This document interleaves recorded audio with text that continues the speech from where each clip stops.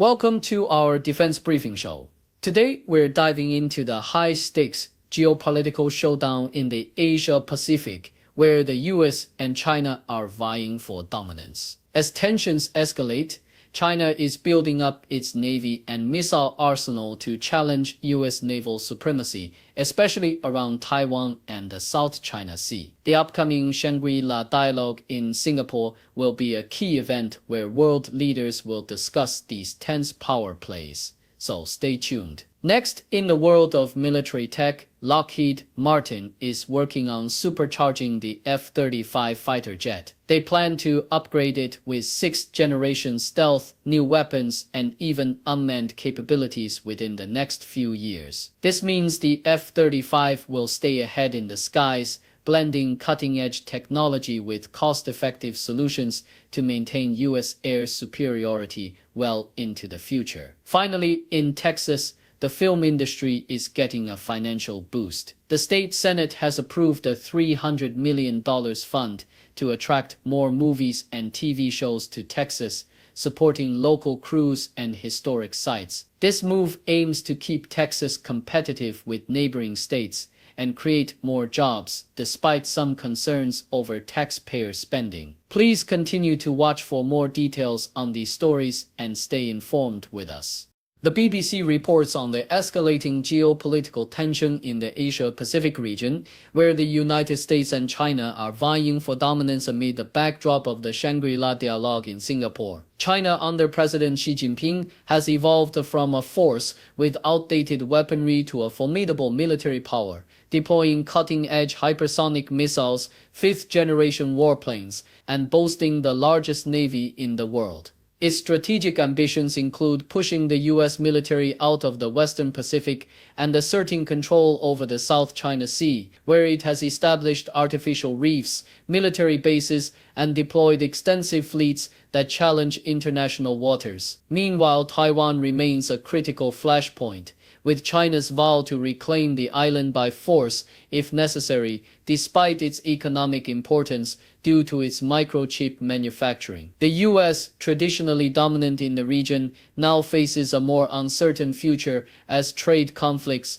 shifting alliances, and China's military expansion challenge its influence. The dialogue is also marked by concerns over North Korea's nuclear capabilities and the ongoing tensions between India and Pakistan, with regional powers trying to navigate a complex and rapidly changing security landscape, all within a context where U.S. strategic ambiguity and China's assertiveness threaten to reshape regional stability. Yahoo reports on Lockheed Martin's technological advancements aimed at upgrading the F-35 fighter jet with 6th-generation capabilities. Lockheed CEO Jim Tarticklett expressed confidence that in 2 to 3 years, the company could introduce significant enhancements, including advanced stealth coatings, improved electronic warfare, and potentially an unmanned piloting option.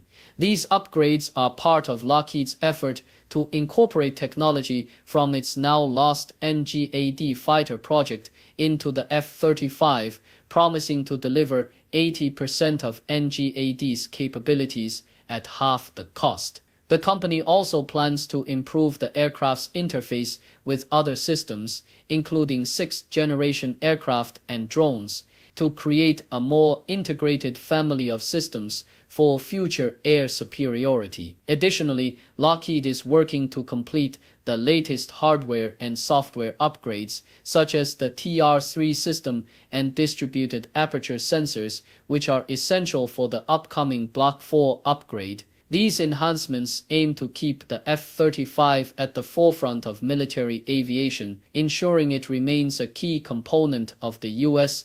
and allied forces' combat readiness in a rapidly evolving technological landscape.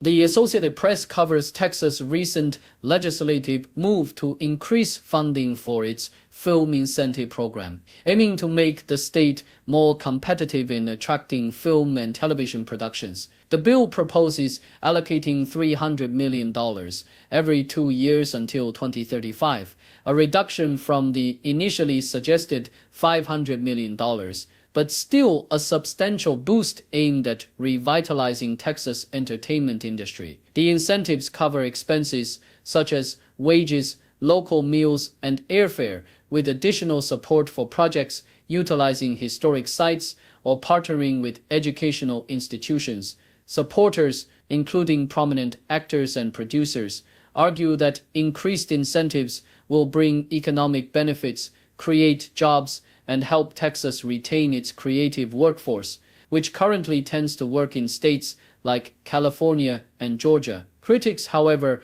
express concerns about the political influence of Hollywood and the potential for wasteful spending, questioning whether the incentives will lead to meaningful growth or simply subsidize an industry that has historically been skeptical of Texas values. Nonetheless, the bill seeks to position Texas as a more attractive destination for filmmakers, leveraging celebrity endorsements and expanding grant eligibility to smaller productions, with the aim of boosting local economies and diversifying the state's economic base.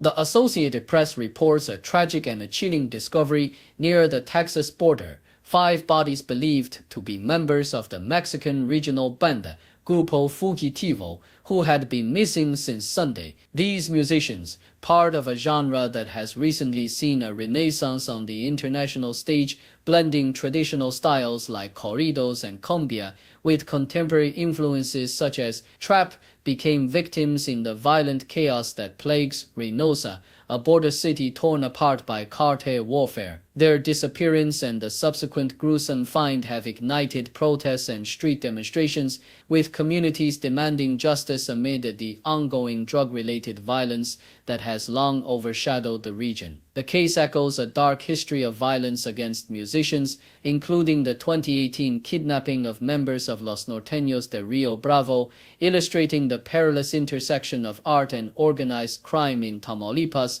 where cartel disputes continue to threaten innocent lives and cultural expression alike. The Sydney Morning Herald features a powerful reflection on the moral responsibilities of the Jewish community amid the ongoing Israel-Gaza conflict.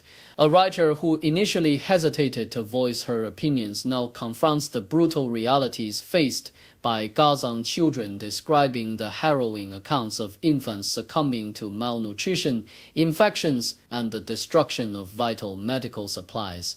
She emphasizes that true ethical leadership requires acknowledging suffering on all sides, even when it challenges national or religious loyalty. Drawing from Holocaust survivor testimonies and the courageous dissent of Israeli soldiers refusing to serve in an ongoing war, she advocates for a moral stance rooted in truth and compassion. The article underscores that love for Israel does not preclude critical self-examination or the willingness to shame its actions when they fall short of moral standards, urging the community to remember that justice and humility are central to genuine faith and moral integrity.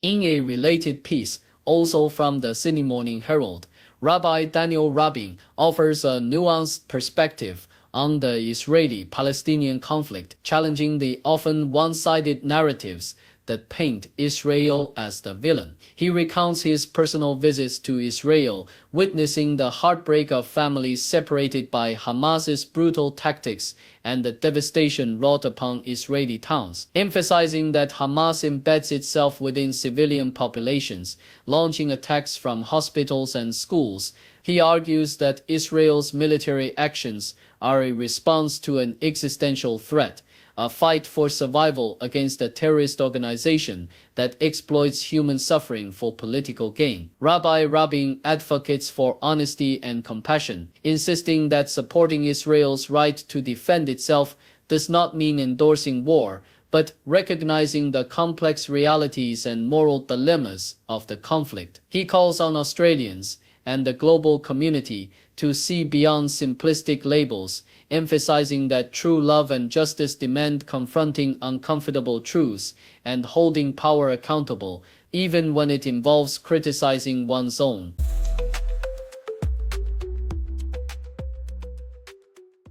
The Jerusalem Post reports a dramatic escalation in the ongoing conflict between Israel and Yemen's South Sea rebels, with the IDF intercepting its fifth missile from Yemen in just 1 week. The recent barrage has prompted the sirens to sound across Israel from Tel Aviv to Modi'in as the IDF launched a targeted attack on Sana'a International Airport in Yemen, destroying the last operational airplane used by the Houthis.